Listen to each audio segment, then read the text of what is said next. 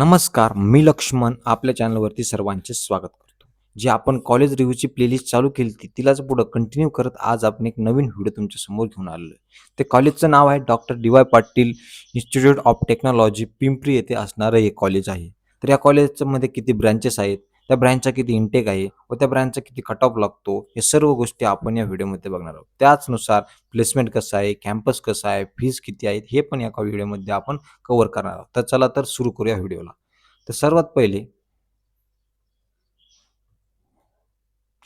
हे कॉलेज कुठे आहे? तर हे पुणे सिटीमध्ये लोकेटेड असणारं एरिया कोणते आहे? तर संत तुकाराम नगर पिंपरी येथे लोकेटेड आहे. ओके. इथून कॉलेजची कनेक्टिव्हिटी कशी आहे कॉलेजला? तर इथून Pune railway station 16 to 18 kilometre अंतरावरती आहे. तर शिवाजीनगर बस स्टँड इथून 13 to 15 किलोमीटर अंतरावरती आहे. तर पुणे मेट्रो स्टेशन इथून नियर संत तुकाराम नगरमध्येच आहे. तर तिथं पी-सी-एम-सी मेट्रो स्टेशन पण आहे. ओके. इथून एअरपोर्ट तर 15 ते 17 किलोमीटर आहे. ट्रान्सपोर्टेशन फॅसिलिटीमध्ये काय येतं? पी-एम-पी-एल्स बसेस येतात, पुणे मेट्रो येतं, कॅब, ओला, उबर, रिक्षा सर्व गोष्टी तुम्हाला इथे कॅम्पसच्या बाहेरच उपलब्ध होतात. तर इथून कनेक्टिव्हिटी एक नंबर आहे. कारण की कॅम्पसचं जे लोकेशन आहे ते पुण्यामध्ये मेन एरियामध्ये असल्यामुळे इथून कनेक्टिव्हिटीचा काही प्रॉब्लेम तुम्हाला येणार नाही.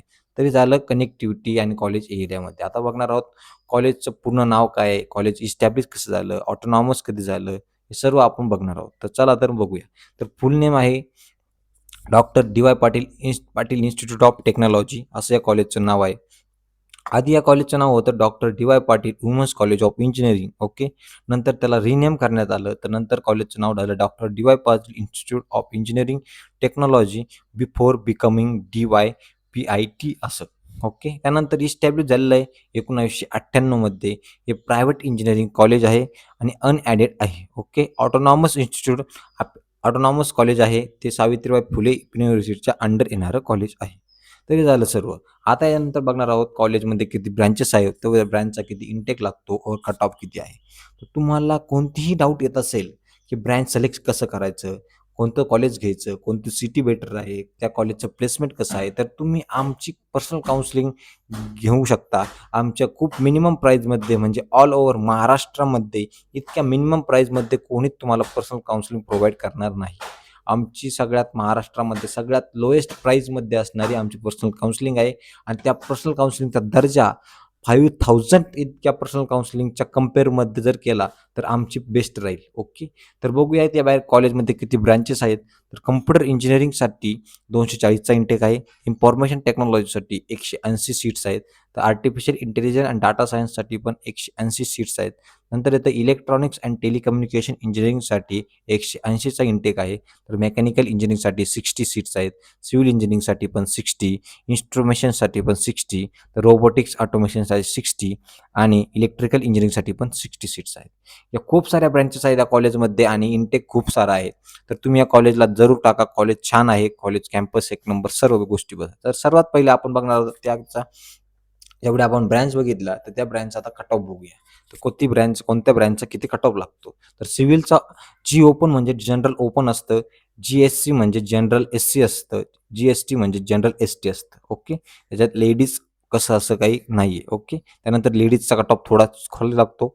तर बघूया जी ओपनचा कट ऑफ कसा असतो 87.66 लागला, तर एस-सीचा लागला 85, तर एस-टीचा लागला 85, तर व्ही-जेचा लागला 80, एन-टीचा लागला 79, एन-टी-3चा लागला 81, तर ओ-बी-सीचा लागला 86 आणि एस-बी-सीचा लागला 85, तर टी-डब्ल्यूचा लागला 87, तर ई-डब्ल्यूचा लागला 57.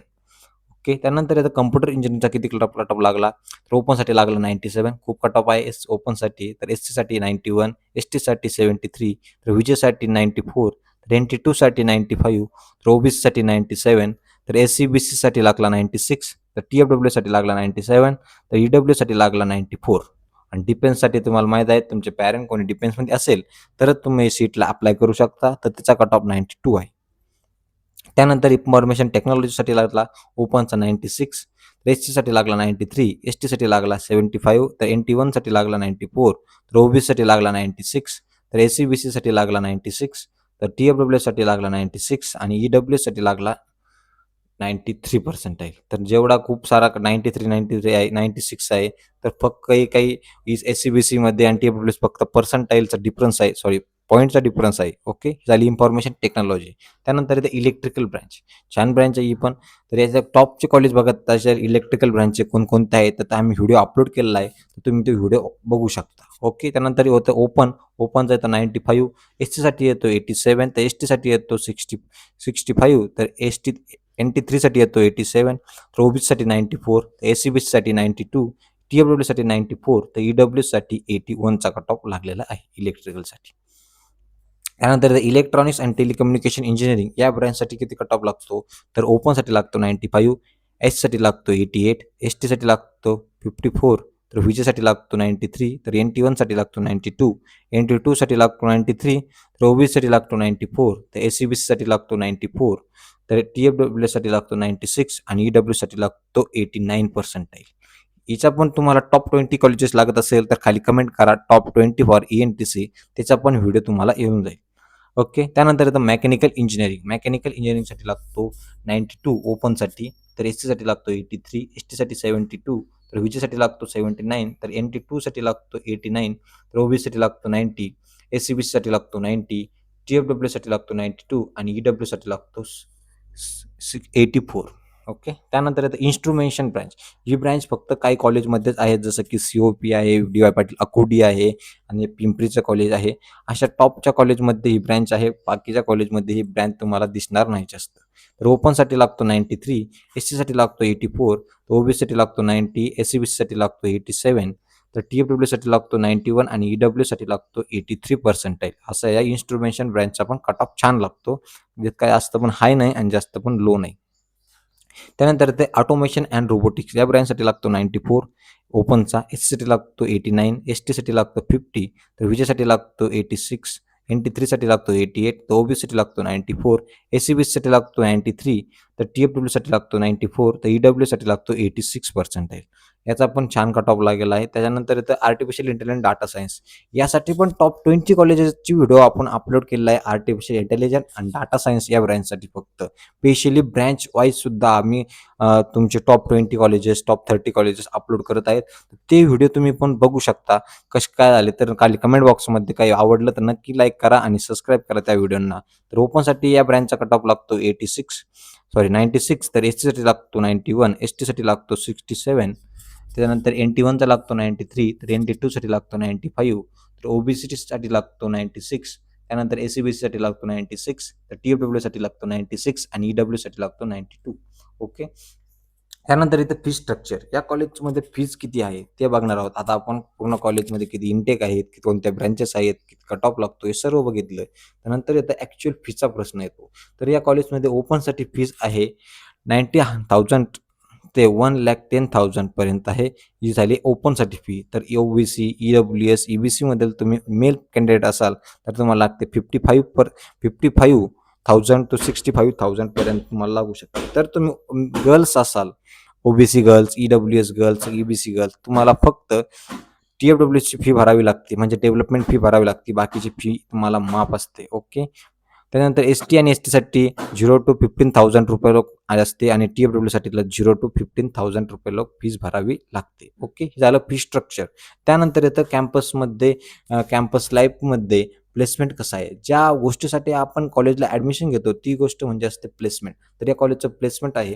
हायेस्ट पॅकेज इथं 70 LPA गेलेलं आहे. 27 LPA गेलेलं आहे सॉरी. तर ॲव्हरेज पॅकेज इथं 5.5 टू 6.3 LPA पर्यंत आहे. तर मीडियम पॅकेज इथं 6.9 LPA पर्यंत आहे. तर प्लेसमेंट रेट इथं 90% प्लेसमेंट रेट आहे. तर इथलं प्लेसमेंट रेट खूप छान आहे. स्टुडंट प्लेस 1000+ स्टुडंट प्लेस झालेल्या बॅच 2023-24च्या बॅचमधले. तर इथलं कोणकोणते कंपनी इथं व्हिजिट करतात. इथे टॉप रिक्रुटर्स कोण आहेत, तर इन्फोसिस आहे, TCS आहे, Accenture, कॉग्निझंट, बस आणि अशा खूप साऱ्या कंपन्या इथे येतात. जसं सिमन्स, फिलिप्स, अदानी, महिंद्रा, विप्रो अशा खूप साऱ्या कंपन्या इथे येतात. तर बघा तुम्ही पॅकेज डिस्ट्रीब्युशन बघू शकता. सर्व गोष्टी या चार्टमध्ये तुम्हाला मी दिलेल्या आहेत. या चार्टची एकदा स्क्रीनशॉट काढा आणि बाकीच्या कॉलेजनुसार प्लेसमेंट कंपेअर करा आणि मगच कॉलेजला ॲडमिशन घ्या. त्यानंतर येतं प्लेसमेंट. सो प्लेसमेंट झाल्याच्यानंतर येतं कॅम्पस. इथं कॅम्पस छान आहे. अकोडीचा जसा कॅम्पस आहे तसा छानपैकी आहे. कॅम्पसला पण डिझाईन केलेलं आहे. इथं सर्व गोष्टी तुम्हाला कॅम्पसमध्ये बघायला भेटतील. जसं की असतं लायब्ररी असतं, कम्प्युटर लॅब असतं, स्मार्ट क्लासरूम असतं, ऑडिटोरियम असतं. सर्व गोष्टी या कॅम्पसमध्ये अवेलेबल आहे. तर व्हिडिओ आवडला असेल नक्की लाईक करा, सबस्क्राईब करा आणि शेअर करा. Thank you.